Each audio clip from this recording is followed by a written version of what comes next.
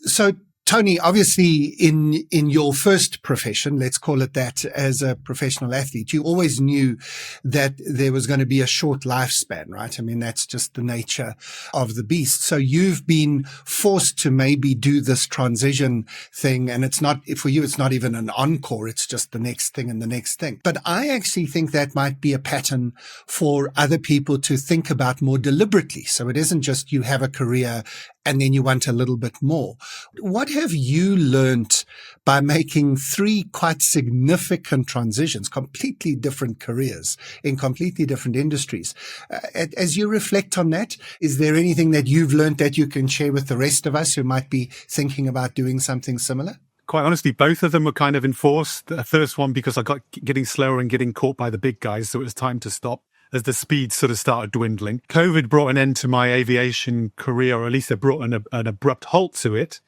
And then a decision I made was not to go back to it. When the restrictions started lifting and the opportunity started coming back to go back to my career, I made a decision not to. And I think the learning point from it was in that point when it was enforced upon me second time round, was there was probably, I guess, a sense of discomfort or a sense of, am I doing what I really want to do? Am I really feeling fulfillment and purpose in this job? Am I just existing in a comfort zone? And I see that a lot around me where it's easy not to change. And in fact, and I'm sure you guys talk about this, one of the decisions you make is not to change. And, it's one of your options, if you like. So the easy one to make is not to change and just to keep going with what you are. One of the things with having enforced changes, and I think quite a few people after COVID or during COVID went through maybe a similar transition with the way that they're thinking about, do you know what is it I want to do?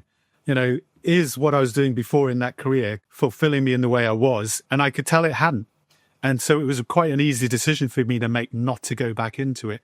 So it's asking those questions about what aspects of the work that you're doing is fulfilling you as a person. And there's coaching out there that provides for that, with that sense of, wagon wheels of life, and family, friends, your hobbies, your pastimes, your giving back and your volunteering.